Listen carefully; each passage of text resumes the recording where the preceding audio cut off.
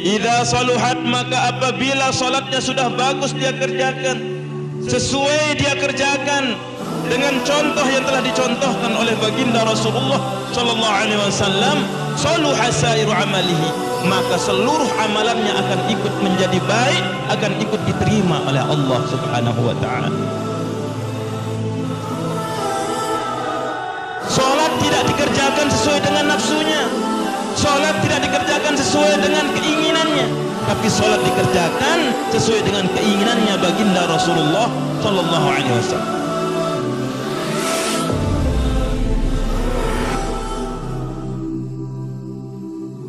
Maulaya salli wa sallim daiman abada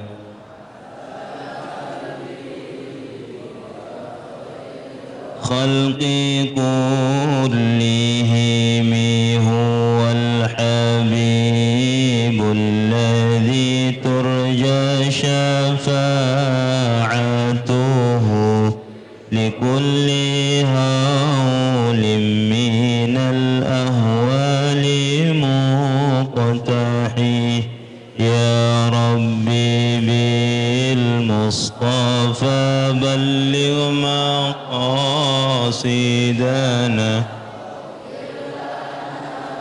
ma madha ya wasi'al karami ya arhamar rahimin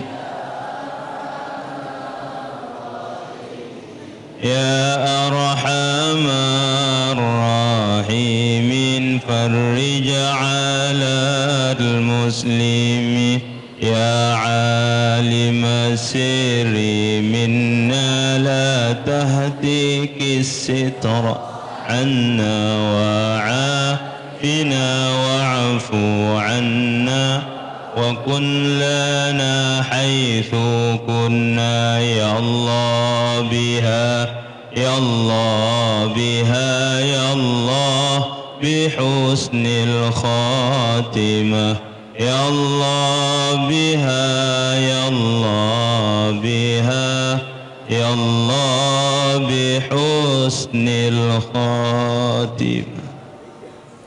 Assalamualaikum warahmatullahi wabarakatuh.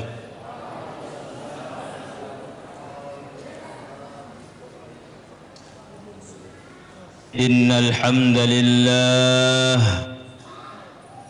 nahmaduhu wa nasta'inuhu wa nastaghfiruh wa nu'minu bihi wa natawakkalu alayhi wa na'udzu bihi min shururi anfusina wa min sayyiati a'malina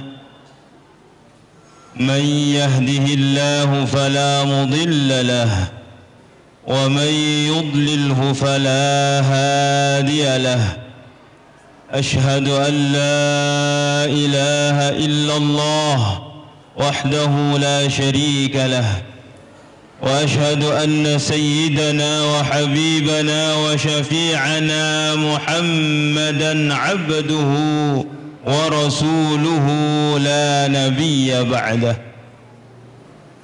اللهم صل وسلم وبارك على سيدنا محمد وعلى آله وأصحابه وذرياته والتابعين وتابع التابعين ومن تبعهم بإحسان إلى يوم الدين. أما بعد،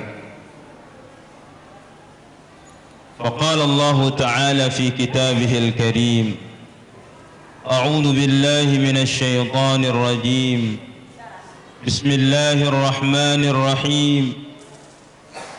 إن الذين قالوا ربنا الله ثم استقاموا تتنزل عليهم الملائكة ألا تخافوا ولا تحزنوا وأبشروا بالجنة التي كنتم توعدون نحن أولياؤكم في الحياة الدنيا وفي الآخرة ولكم فيها ما تشتهي أنفسكم ولكم فيها ما تدعون نزلا من غفور رحيم ومن أحسن قولا ممن دعا إلى الله وعمل صالحا وقال إنني من المسلمين. وقال رسول الله صلى الله عليه وسلم من خرج من بيته لطلب العلم فهو في سبيل الله حتى يرجع أو كما قال في الحديث. وقال عليه الصلاة والسلام كل أمتي يدخلون الجنة إلا من أبى. قيل ومن يأبى يا رسول الله؟ قال من أطاعني دخل الجنة ومن عصاني فقد أبى. وقال النبي صلى الله عليه وسلم خيركم من تعلم القرآن وعلمه.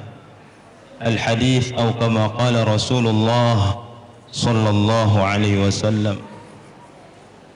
Yang sama-sama kita muliakan dan hormati pendiri sekaligus pembina Pondok Pesantren Darul Quran wal Hadis Al-Idrisi, ayahanda kami tercinta Al-Haj Muhammad Idris hafizahullah. Mudah-mudahan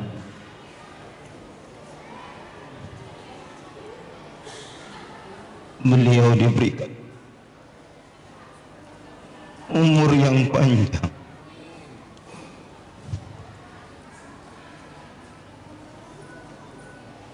Allahumma fil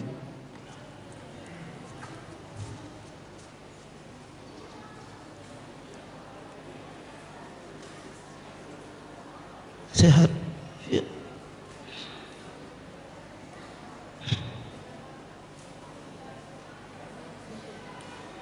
Yang sama-sama kita hormati, yang saya hormati para asatid dan ustadzat, para dewan guru,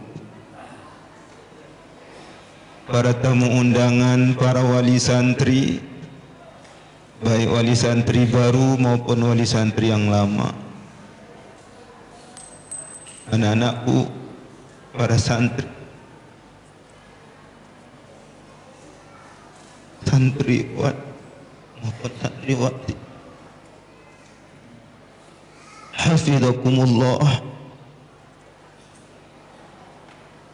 Singkatnya hadirin wal hadirat, Bapak Ibu jemaah yang hadir pada pagi menjelang siang ini, mudah-mudahan Allah Subhanahu wa taala memberikan kita senantiasa rahmat dan maghfirahnya sampai kita berjumpa dengan Allah dalam keadaan hati yang salim, hati yang bersih suci, sehingga kita semuanya nanti dipertemukan oleh Allah di dalam surga bersama Rasulullah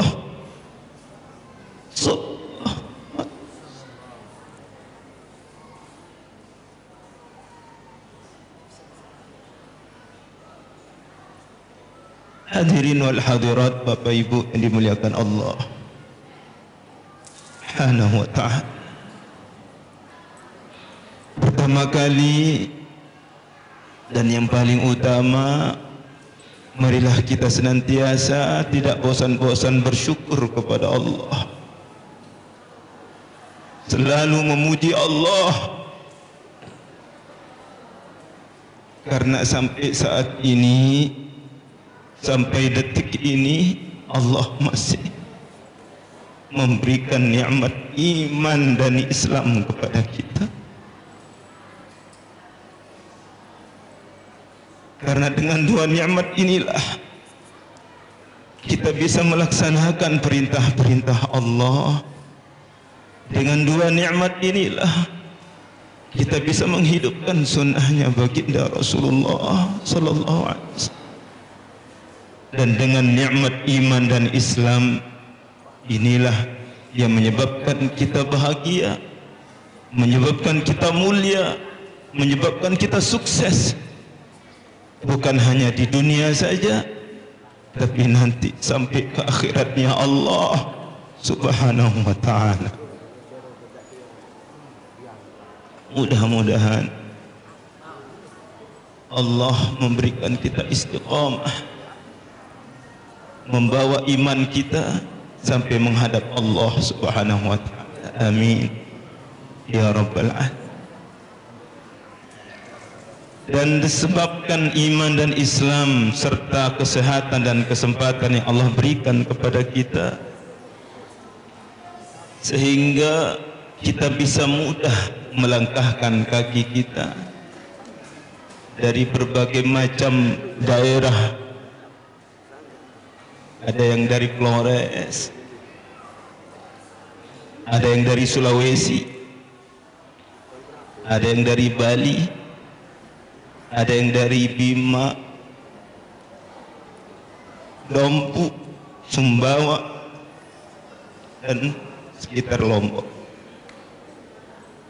Ini semua berkat kekuatan yang diberikan oleh Allah Subhanahu wa ta'ala. Inayah pertolongan dari Allah Subhanahu wa ta'ala. Dari berbagai macam daerah Allah kumpulkan kita di tempat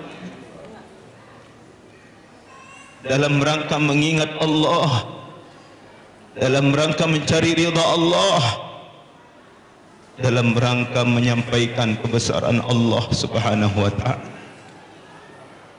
Mudah-mudahan Allah Subhanahu wa ta'ala memasukkan kita dalam hadis baginda Rasulullah sallallahu alaihi wasallam, "Ma min qaumin yajtami'un yadhkuruna Allah la yuriduna bidzalika illa wajhah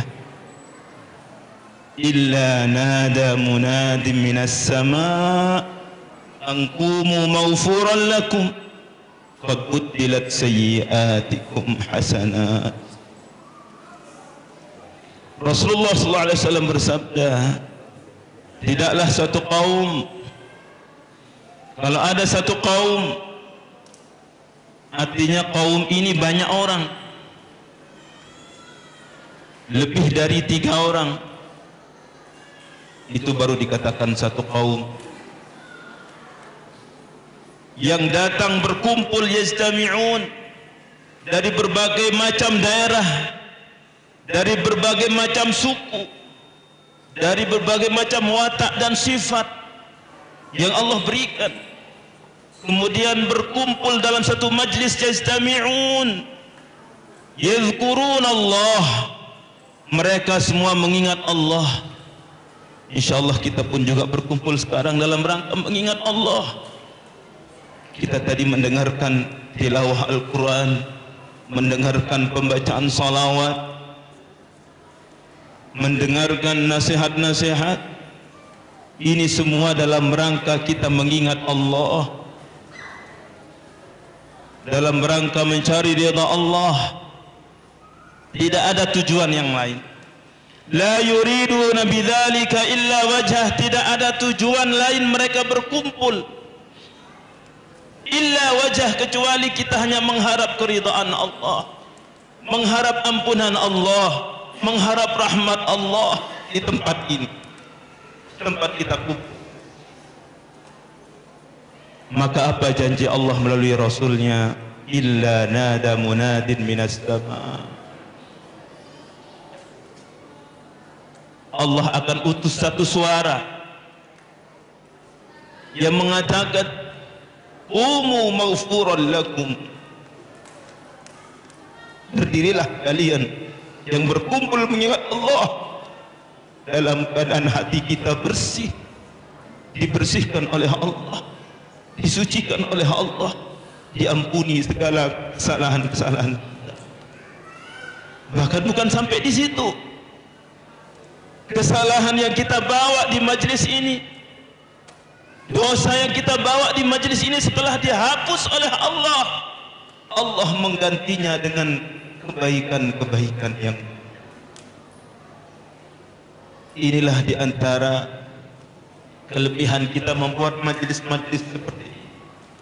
Majlis yang di dalamnya membicarakan tentang kebesaran keagungan Allah Subhanahu wa taala. Majlis yang menyebabkan kita mengingat Allah Subhanahu wa taala. Sehingga kita pun mestinya harus banyak-banyak membuat majlis-majlis seperti ini. Mudah-mudahan majlis kita ini, pertemuan kita pada pagi menjelang siang ini diridhai oleh Allah, diterima oleh Allah Subhanahu wa taala. Amin ya rabbal alamin. Salawat serta salam marilah kita jangan sampai lupa untuk senantiasa mengirimkannya, senantiasa tidak bosan untuk membaca salawat kepada beliau, kepada baginda Rasulullah sallallahu alaihi wasallam. Karena tambah banyak kita membaca salawat, tambah banyak kita mengirimkan salam kepada baginda Rasulullah sallallahu alaihi wasallam, maka tambah banyak kesempatan kita untuk selamat dunia sampai akhir. Bahkan nanti di hari kiamat, yang pertama kali diakui menjadi umat beliau, umat Rasulullah sallallahu alaihi wasallam. Walaupun setiap dari diri kita umat Islam mengakui diri kita sebagai umat Rasulullah sallallahu alaihi wasallam, tapi nanti di hari kiamat belum tentu Rasulullah mengakui kita sebagai umat beliau. Maka Rasulullah sallallahu alaihi wasallam sabdakan, orang-orang yang senantiasa membaca salawat kepada beliau, tidak bosan baca salawat kepada beliau, senantiasa menghidupkan, berusaha untuk menghidupkan sunnah-sunnah beliau, maka nanti dialah manusia yang pertama kali diakui oleh Rasulullah sallallahu alaihi wasallam sebagai umat beliau. Dan ketika kita sudah diakui sebagai umat beliau, maka wajib kita mendapatkan pertolongan syafaat dari beliau yang dikatakan dengan syafaatul kubra. Mudah-mudahan kita juga termasuk di dalamnya. Amin ya rabbal alamin. Marilah kita sama salawat kepada beliau, karena salawat ini dibaca dalam satu majlis, maka bau harum salawat yang kita baca akan sampai ke langit, langit pertama, kedua, sampai menembus ke langit yang ketujuh, menembus ke arsy Allah Subhanahu wa taala. Ma min majlisin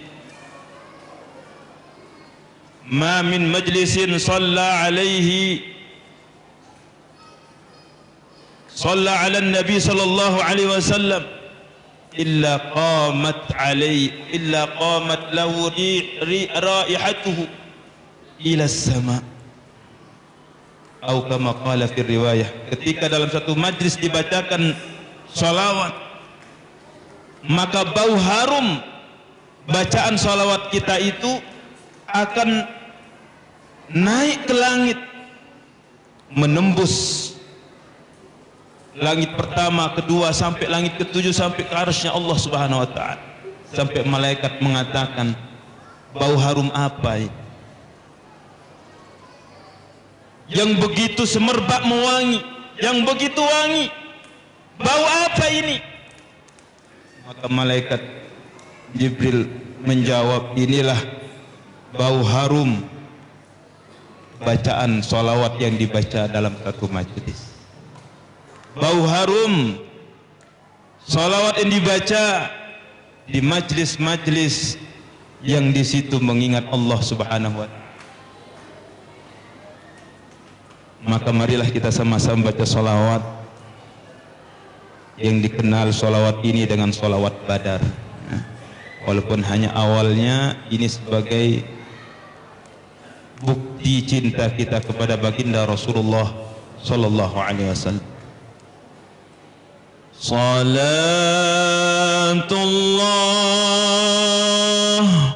salamun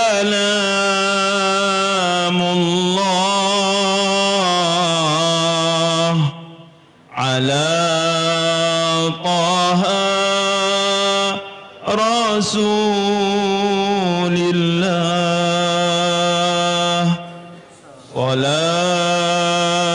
salatullah salamullah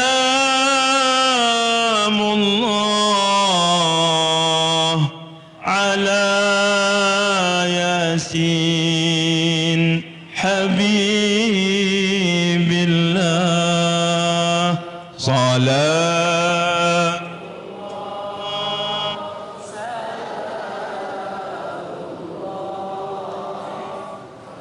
ala taha rasulillah salatullah salamullah ala yasin habibillah tawassalna bismillah wa bil hadi rasulillah wa kulli mujahidin lillah bi ahlil badri ya Allah salatullah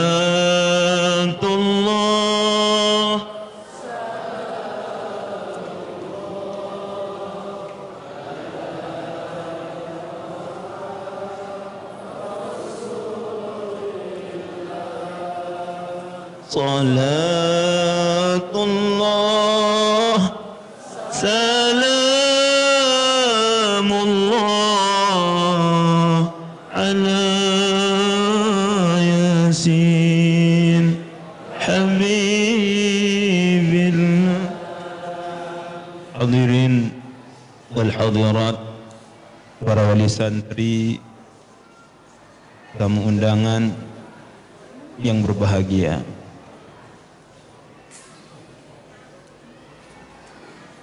setiap kita di dunia ini, yang hidup di dunia ini, hadirin rahimakumullah, ingin mulia, ingin bahagia, ingin sukses, bukan hanya ketika kita hidup di dunia saja, tapi sampai akhiratnya Allah Subhanahu wa ta'ala. Tidak ada satu manusia pun yang ingin rugi hidupnya. Tidak ada satu manusia pun yang ingin sengsara hidupnya. Tidak ada satu manusia pun yang ingin hina hidupnya, baik ketika di dunia, lebih-lebih nanti kehidupan di akhirat yang selama-lamanya.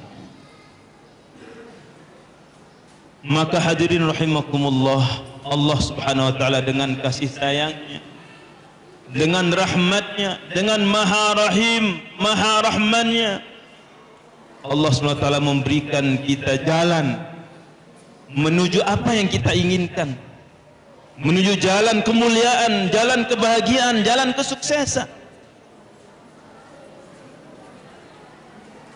yaitu sebagaimana yang telah difirmankan oleh Allah dan disampaikan oleh baginda Rasulullah sallallahu alaihi wasallam kepada umat.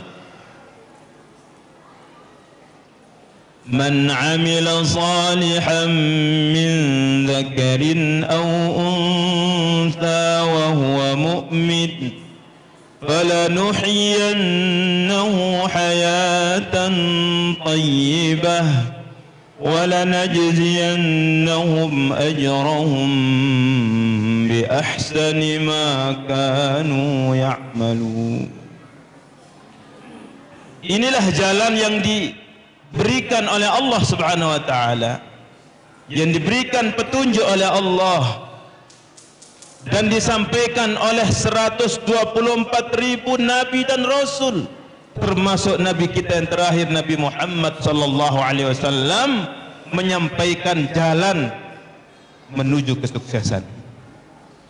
Man amila salihan, barang siapa yang beramal saleh, barang siapa yang menunaikan perintah-perintah Allah, menghidupkan sunnahnya baginda Rasulullah sallallahu alaihi wasallam. Di sini Allah mengatakan man amila, bukan man alima. Kadang-kadang orang hanya sekedar alima saja, tahu saja tentang janji-janji Allah setiap amalan, tahu tentang keutamaan salat yang dikerjakan dengan berjamaah, tahu keutamaan berzikir, membaca tahmid, membaca tahlil, membaca takbir, tahu keutamaan membaca ayat-ayat suci Al-Quran. Tapi banyak di antara kita yang masih belum masuk ke dalam ayat ini, yakni man amila, mengerjakannya, sehingga nanti orang-orang yang hanya sekedar tahu saja tanpa mengamalkan apa yang dia tahu, maka nanti itulah yang pertama kali dimasukkan oleh Allah Subhanahu wa taala ke dalam neraka.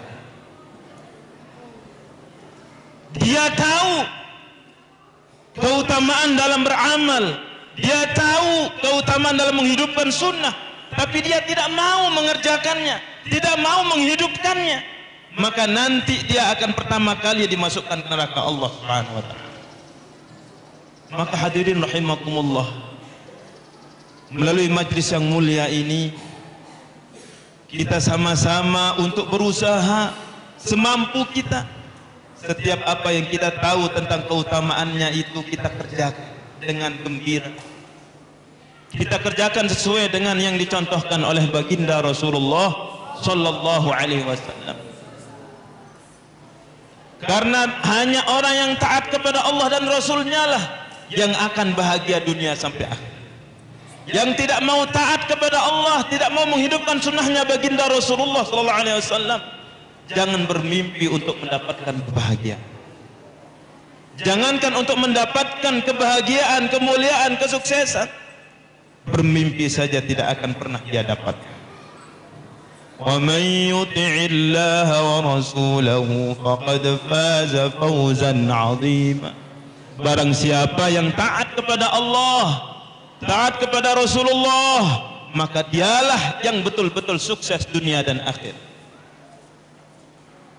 Hadirin rahimakumullah, maka inilah yang kita pikirkan, bagaimana setiap perintah Allah kita kerjakan, mulai dari perintah yang paling utama, perintah salat. Perintah salat ini adalah perintah yang paling utama, dan nanti pertama kali yang akan ditanya, dihisab, ditimbang di hari kiamat. Awwalu ma yuhasabu bihi al-'abdu yawmal qiyamati as-salah, sabda Rasulullah sallallahu alaihi wasallam. Nanti yang pertama kali dihisab, pertama kali ditimbang, pertama kali dipertanyakan oleh Allah dari amalan manusia adalah as-salah, salatnya. Idza saluhat, maka apabila salatnya sudah bagus dia kerjakan, sesuai dia kerjakan dengan contoh yang telah dicontohkan oleh baginda Rasulullah sallallahu alaihi wasallam, saluha sairu amalihi, maka seluruh amalannya akan ikut menjadi baik, akan ikut diterima oleh Allah Subhanahu wa taala.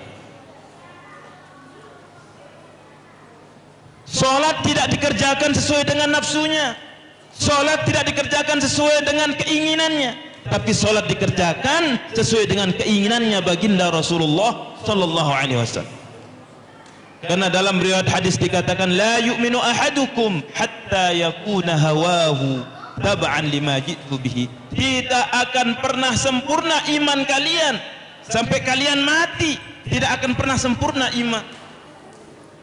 Hatta yakuna hawa, sampai keinginan kalian, sampai nafsu kalian, kata Rasulullah sallallahu alaihi wasallam, mengikuti keinginannya baginda Rasulullah sallallahu alaihi wasallam.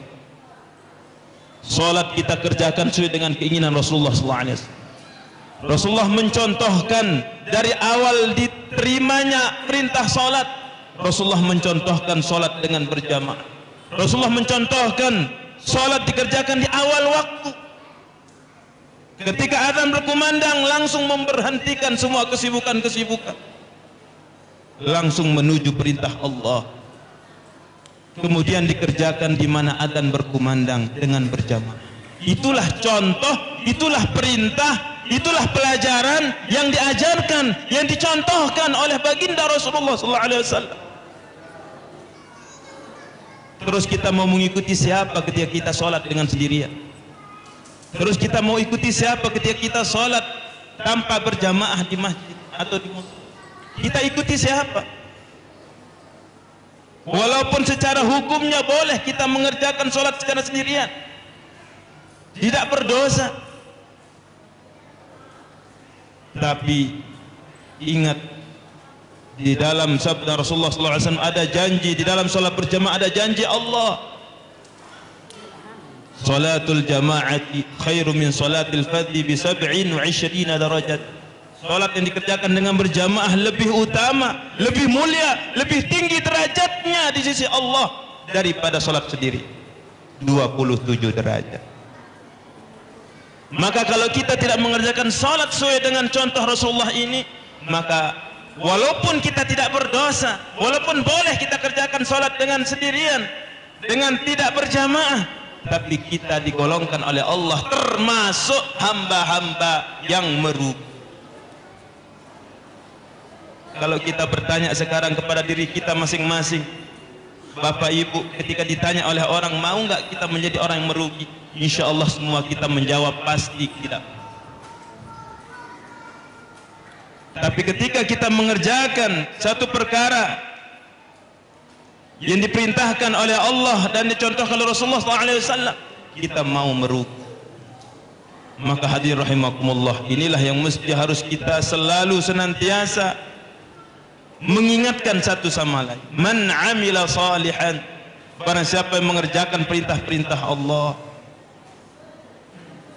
min zakarin aw unsa, baik dari golongan laki-laki seperti kita atau perempuan, wanita, wa huwa mu'minun, ingat landasannya, pondasinya, dasar utamanya harus ada dalam hati kita, kalimah la ilaha illallah. Kita mesti harus ada keyakinan yang benar kepada Allah.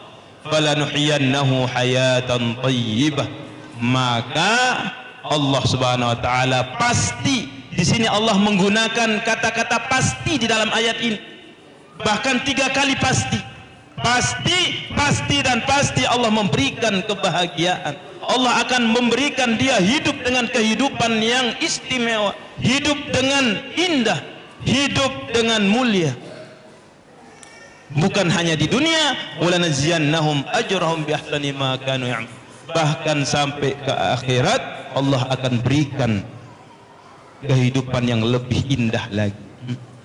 Maka Bapak Ibu ini kan Allah Subhanahu wa taala, alhamdulillah, dengan hidayah Allah, dengan kasih sayang Allah, dengan kekuatan dari Allah, walaupun Bapak Ibu datang dari tempat yang jauh sana, apalagi yang dari Flores. Kalau yang dengar cerita laporan Kalkuzari, jalan ke Flores itu luar biasa, berbelok-belok.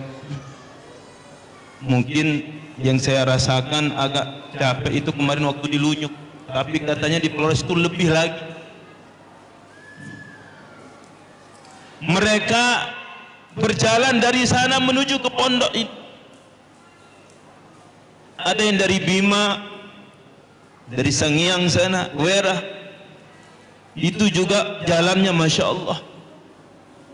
Dari Lape, dari Sumbawa, Sape, Bima, dari Dompu, dari tempat yang paling ujung Dompu menuju ke sini. Dari Sumbawa, Masya Allah, dari Lunyuk juga ada. Pokoknya alhamdulillah, kalau di NTB ini sudah menyeluruh santri-santri kita. Di Bima sudah menyeluruh, dari desa, dari kampung, dari kotanya sudah ada semua di tempat kita. Di Flores juga sudah alhamdulillah sudah sampai ke Flores Tengah, yaitu di Ende. bahkan dari Pulau Sumba,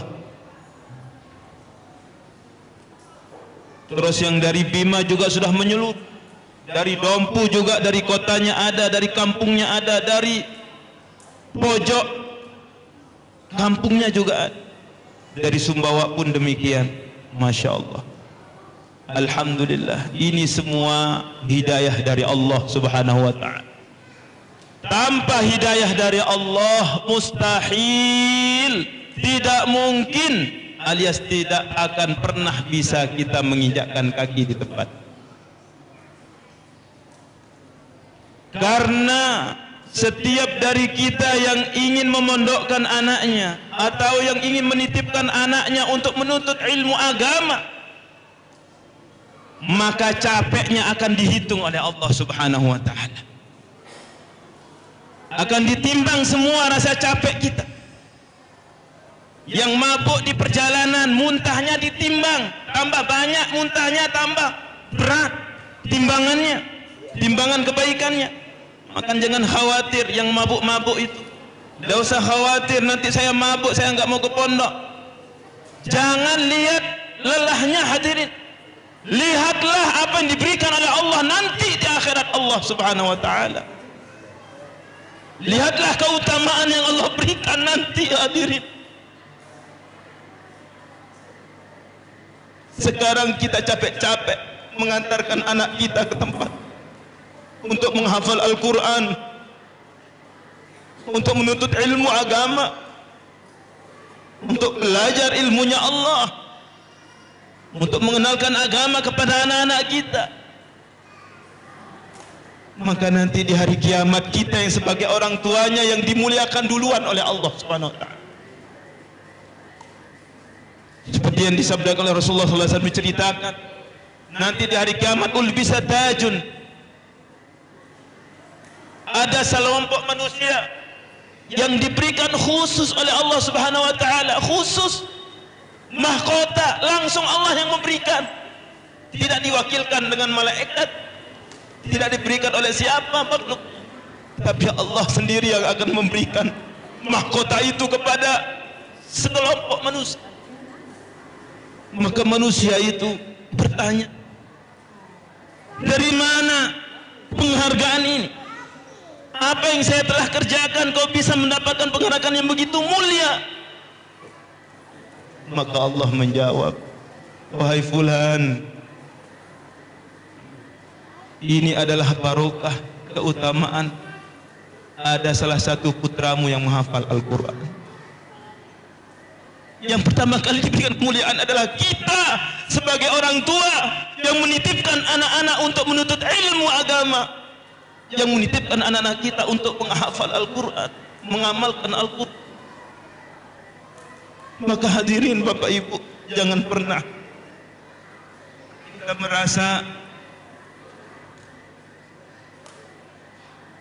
kita merasa rendah ketika kita membawa anak-anak kita ke pondok pesantren. Ini semua adalah kasih sayang Allah kepada ibu bapak, kepada kita semua. Tanpa kasih sayang Allah tidak mungkin Bapak Ibu sampai ke sini. Coba dari kampung Bapak Ibu, coba dilihat hanya berapa orang yang menitipkan anaknya di pondok pesantren. Kita lihat tetangga-tetangga kita, berapa orang yang memondokkan anaknya, yang menitipkan anaknya untuk belajar agama di pondok-pondok pesantren. Sangat sedikit hadirin. Paling dalam satu kampung itu hanya berapa orang saja. Yang lainnya kemana dia mondok, kemana dia titip. Apalagi sekarang zamannya fitnah hadirin Bapak Ibu. Masya Allah, anak-anak kita itu kalau kita nggak betul-betul pelihara, betul-betul titipkan kepada Allah, betul-betul kita minta kepada Allah supaya Allah jaga anak kita. Masya Allah, lihatlah anak-anak kita sekarang. Semenjak anak-anak kita mengenal namanya HP Android itu, bagaimana keadaan anak-anak kita sekarang? Hari-hari yang dipegang hanya HP saja. Hari-hari yang dilihat sudah tidak mau bergaul lagi dengan teman-temannya, tidak mau lagi ke masjid, tidak mau lagi mengaji, tidak mau lagi bersilaturahim. Silaturahimnya hanya lewat HP saja. Itu pun silaturahim main game bareng, namanya game online. Ini hati-hati, bukan anak-anak kita sekarang yang terbawa dengan game online ini. Orang tua juga banyak yang ikut game online itu. Guru-guru sekarang banyak. Maka hati-hati. Karena yang sudah mendapatkan semuanya. Ketika kemarin di Cianjur, Masya Allah, di mana-mana sekarang fitnah akan terus bertambah, akan terus berat kita hadapi zaman ini, hadirin rahimakumullah. Maka satu-satunya jalan bagaimana kita terus mengusahakan diri kita, anak-anak kita untuk belajar agama, untuk mengusahakan agama dalam kehidupan kita. Minimal dengan kita titipkan anak kita di pondok-pondok pesantren. Kita pun juga sebagai orang tua. Nah, ini yang sering disampaikan oleh pimpinan-pimpinan pondok, untuk membantu anak kita supaya mudah untuk melaksanakan program-program yang di pondok ini, mesti harus bersatu tiga orang, bersatu di dalam ibadahnya, bersatu di dalam menjaga amalan, bersatu di dalam menunaikan perintah Allah. Siapa yang tiga ini? Yang pertama, anak itu sendiri. Anak kita mesti harus kita berikan nasihat kepada dia untuk membawa 2T. Anak kita kalau di pondok ingin sukses, ingin untuk kita jadikan sebagai pejuang-pejuang agama, maka anak kita ini mesti kita sampaikan harus membawa 2T. T yang pertama adalah tekun. Ini anak kita mesti harus kita berikan nasihat untuk senantiasa dalam belajarnya jangan sampai bermalas-malasan. Dalam menghafal jangan sampai ngantuk-ngantuan. Dalam mempelajari agama jangan sampai ngobrol sendirian, tidak memperhatikan yang disampaikan oleh guru. Harus tekun. Ketika di dalam kelas dia tekun mendengarkan penjelasan ustadznya. Ketika di luar kelas dia tekun juga mengulang-ulang apa yang disampaikan oleh gurunya. Ini yang pertama yang mesti harus dibawa oleh anak ke pondok. Kalau ini tidak ada, maka kemungkinan besarnya itu gagal anak. Kalau dia hanya hari-hari bermalas-malasan, hari-hari menghafal sekedarnya saja. Kalau lagi semangat menghafal, kalau lagi nggak semangat nggak menghafal. Ini kemungkinan besarnya. Tapi ada memang anak-anak yang seperti itu tetap sukses, tapi kemungkinan besar yang kebanyakan tidak sukses. Ini yang pertama. Yang kedua, T yang kedua ini yang lebih penting lagi, yang lebih mesti harus ditekankan lagi kepada anak-anak kita, yaitu tertib. Ini walaupun anak sudah tekun, sudah rajin hari-hari, dia belajar dengan rajin, giat, menghafal hari-hari. Satu hari dia dapatkan 1 juz misalkan, tapi dia tidak tertib di pondok. Dia sering keluar misalkan, dia sering melanggar peraturan pondok, akhlaknya tidak ada, kepada gurunya biasa-biasa saja, kepada pelajarannya seenaknya, dia pegang buku-bukunya seenaknya saja, tidak ada adab, tidak ada akhlak. maka ini walaupun dia cerdas, walaupun dia menghafal Al-Quran 30 juz, tapi tidak ada harganya di sisi Allah Subhanahu wa ta'ala. Ini yang paling diutamakan adalah tertib akhlak kepada anak. Ini kalau dua ini dibawa oleh anak tekun dan tertib ini, insya Allah nanti anak ini akan menjadi anak yang betul-betul yang diharapkan oleh orang tuanya. Hadirin rahimakumullah, Bapak Ibu, para wali santri yang dimuliakan Allah Subhanahu wa taala. Manusia yang kedua adalah orang tuanya sendiri. Antara orang tua dengan anak ini mesti harus menyambung amalannya. Jangan sampai setelah kita sampai di sini hanya menitipkan saja, sudah kita nggak pikirkan lagi. Yang penting saya sudah mengirim setiap bulan, sudah cukup. Belum, hadirin, belum, Bapak Ibu. Setelah kita masukkan anak kita di pondok pesantren, setelah kita titip di pondok ini, maka kita pun mesti harus berusaha menggunakan waktu-waktu kita untuk taat kepada Allah, seperti yang dikerjakan oleh anak-anak kita di pondok. Anak kita di pondok mengaji, maka minimal kita juga punya waktu untuk mengaji. Jangan anak kita hari-hari membaca Al-Quran, orang tuanya tidak pernah menyentuh Al-Quran. Na'udzubillah. Hari-hari anaknya bangun tahajud, bangun malam jam 3 sudah dibangunkan, bahkan setengah 4 sebelum subuh dibangunkan. Orang tuanya tidak pernah bangun malam. Jangankan untuk bangun malam, kadang-kadang subuh juga kesiangan. Na'udzubillah.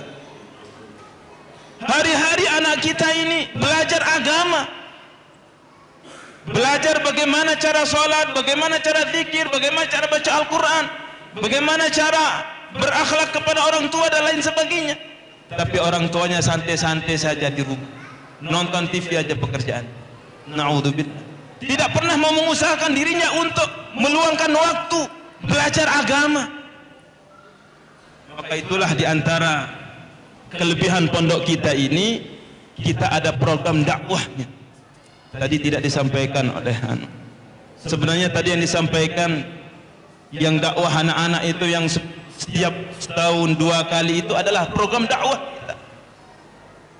Bukan hanya sekedar mengabdi kepada masyarakat, tapi mendakwahkan agama. Anak-anak kita ini setelah lulus sanawiyah maupun aliyah, kita wajibkan mereka untuk keluar 40 hari, keluar mendakwahkan agama, mengajak orang taat kepada Allah, untuk mengamalkan ilmu yang sudah dia terima di pondok. Dia bisa mengajak teman-temannya, dia bisa mengajak orang-orang kampung sekitarnya. Inilah tujuan kita keluarkan anak kita setelah lulus itu 40 hari. Bahkan setiap pertengahan tahun kita keluarkan 10-15 hari untuk membuat, menjadikan mental anak ini bukan seperti mental kerupuk. Nanti di pondok dia sudah menjadi hafiz Quran, sudah menguasai ilmu-ilmu agama, sampai di rumahnya dia tidak mau bergaul dengan orang masyarakat. Dia tidak mau mengajak sesamanya untuk belajar agama. Maka inilah tujuan kenapa setiap tahun, bahkan setiap minggu, anak-anak kita ini kita keluarkan sehari ketika libur. Hari Kamis sore dikeluarkan, itu wajib bagi yang sudah kelas 3 sanawiyah sampai pengabdian dia. Dia setiap minggu ada jadwal wajib keluar setiap masjid sekitar kampungnya, sehingga menjadikan suasana kampung kita menjadi suasana agama, suasana yang diridhai oleh Allah Subhanahu wa ta'ala, sehingga menjadikan kampung kita menjadi kampung yang barokah, menjadikan tempat tinggal kita menjadi tempat tinggal yang penuh dengan rahmat Allah Subhanahu wa ta'ala. Hadirin rahimakumullah, ini yang kedua, orang tua mesti harus ikut andil dalam program yang seperti yang anak-anak kita lakukan di pondok. Walaupun tidak 100%, minimal ada waktu kita untuk agama Allah Subhanahu wa ta'ala. Jangan hanya sibuk dengan dunia saja. Yang penting saya sudah bisa mengirimkan anak. Itu memang kewajiban orang tua, mengirimkan atau membiayai anak-anaknya di pondok. Tapi yang lebih penting daripada daripada itu adalah bagaimana orang tua ini bisa mengamalkan agama juga seperti anaknya mengamalkan agama di pondok. Yang ketiga adalah gurunya. Ini guru yang baik itu yang senantiasa mendoakan santri-santri, senantiasa mendoakan anak-anaknya ada di pondok. Tiga-tiganya ini harus sama amalan. Anak kita di pondok bangun malam tahajud, maka orang tua belajar dari sekarang. Yang belum pernah bangun malam, sekarang semenjak anak kita sudah kita pondokkan di pondok pesantren ini, kita belajar berusaha untuk bangun malam. Walaupun pertama-tama kita bangun malam setengah 4 atau jam 4 atau setengah 5, tidak masalah. Sebelumnya kita biasa sholat tahajud minimal 2 rakaat. Gurunya juga seperti itu. Dan juga anak kita menghafal Al-Quran di sini. Walaupun kita orang tua tidak bisa menghafal Al-Quran, minimal kita belajar Al-Quran, kita mengaji, kita membaca Al-Quran. Karena dikatakan dalam hadis Rasulullah SAW, man qara'a harfan, ingat, min kitabillah falahu hasanatun wal hasanatu bi'ashri amthaliha. La aqulu alif lam min harfun walakin alifun harfun wa lamun harfun wa mimun harf. Barang siapa, kata Rasulullah SAW, membaca satu huruf saja, satu huruf dari Al-Quran, dari kitabullah, falahu hasanatun, maka Allah akan berikan satu kebaikan. Wal hasanatu bi'ashri amthaliha, satu kebaikan ini pun ditingkatkan oleh Allah, dilipat gandakan menjadi 10 kebaikan. La aqulu alif lam mim harfun, saya tidak mengatakan, kata Rasulullah, alif lam mim itu tiga-tiganya itu didekatkan satu huruf, tidak. Walakin tetapi alif satu huruf, lam satu huruf, dan mim satu huruf. Sehingga ketika kita sekedar membaca saja alif lam mim, berapa kebaikan kita dapatkan? 30 kebaikan. 30 kebaikan kita dapatkan. Itu baru alif lam mim saja, belum Al-Fatihah. Berapa hurufnya Al-Fatihah? 155 huruf. Dikalikan 10 berapa? 1550 kebaikan. Itu baru Al-Fatihah. Sedangkan Al-Fatihah kita baca wajib minimal 17 kali dalam sehari. Maka 1550 kali 17 berapa? Mana yang ahli matematika, guru matematika mana? Berapa? Nah, hitung sendiri nanti, ada kalkulator. Itu baru Al-Fatihah. Belum lagi kita masuk ke surat berikutnya, surat Al-Baqarah. Itu punya ayat 286 ayat. 268 atau 86. Itu punya ayat yang banyak, yang paling terpanjang. Surat yang paling terpanjang dalam Al-Quran surat Al-Baqarah. Itu berapa huruf? Tinggal dikalikan saja. Ini baru kita baca saja, hadirin. Maka kalau kita tidak bisa menghafal, anak kita sudah menghafal, orang tuanya membaca. Tidak bisa baca Al-Quran, belajar. Jangan karena tidak bisa membaca Al-Quran kemudian kita tinggalkan Al-Quran. Saya tidak bisa baca Al-Quran, biarkan anak saya saja yang mengaji, biarkan cucu saja saya yang mengaji, belajar Al-Quran. Kalau saya cukup saja. Jangan seperti itu. Ada namanya belajar. Walaupun sudah tua, walaupun sudah 80 tahun, belajar. Bahkan Allah akan berikan 2 keutamaan bagi yang belajar Al-Quran. Artinya Allah akan berikan pahala 2 kali lipat. Pertama pahala membaca Al-Qurannya, yang kedua pahala capek-capek belajar Al-Quran. Wa yatata'tau falahu ajran. Barang siapa membaca Al-Quran wa yatata'tau, dan dia masih mengeja atau masih terbata-bata membaca Al-Quran, Bismillahi, ini dapatkan berapa? 2 kali lipat, kata Allah. Maka tidak ada alasan bagi kita Bapak Ibu tidak membaca Al-Quran. Gurunya juga seperti itu, sama. Jadi tiga-tiga ini mesti harus sama amalannya, sehingga anak-anak kita ini nanti setelah selesai dari pondok ini sudah Allah jadikan sebagai hafizul Quran. Allah jadikan orang yang paham kepada agama, bukan hanya tahu agama, tapi dia amalkan agama, dia korbankan diri waktunya untuk keluar di jalan Allah, menyebarkan agama di jalan Allah Subhanahu wa taala. Inilah di antara program kita di pondok. Salah satu kelebihan pondok kita ini ada program dakwahnya, program keluar di jalan Allah, belajar mengikuti perjuangan-perjuangan para nabi, para rasul, para sahabat, orang-orang yang soleh, orang-orang yang diridhai oleh Allah Subhanahu wa taala, yaitu meluangkan waktu diri keluar di jalan Allah Subhanahu wa taala. 4 bulan, 40 hari, 3 hari setiap bulan. Kalau santri ini nisabnya setiap minggu 1 hari. Minggu 1 hari saja. Ketika itu pun ketika libur, bukan ketika dia sedang aktif di pondok.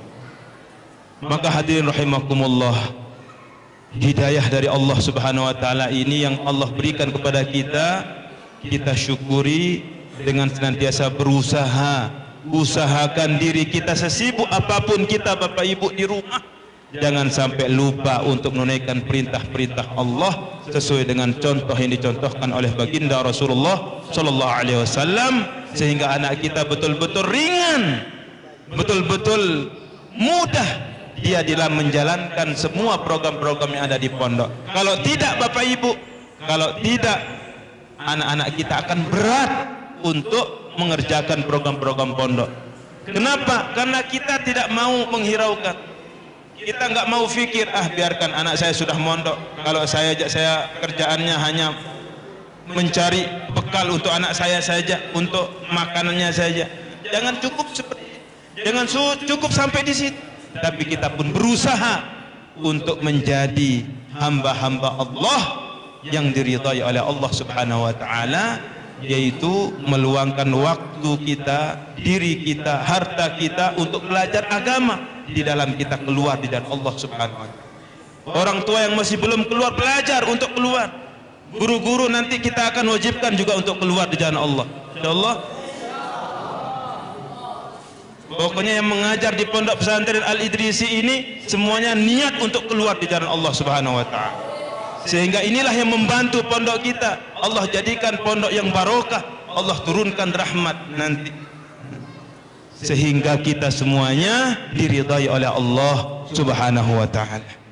Mungkin ini saja hadirin rahimakumullah yang bisa dia sampaikan. Maka dengan kita membaca sama-sama bismillah, yang baca bismillah, bismillahirrahmanirrahim, saya Muhammad Basri yang diamanahkan untuk menjadi pimpinan dan pengasuh Pondok Pesantren Darul Quran wal Hadith Al-Idrisi, menerima anak-anak Bapak, baik santriwati maupun santriwan, santri putra maupun santri putri, menerima anak-anak Bapak Ibu untuk mondok di pondok pesantren yang kita cintai ini, untuk mendidik, berusaha. Kita akan berusaha untuk mendidiknya, mengasuhnya. Nanti masalah hasilnya itu dari Allah Subhanahu wa taala.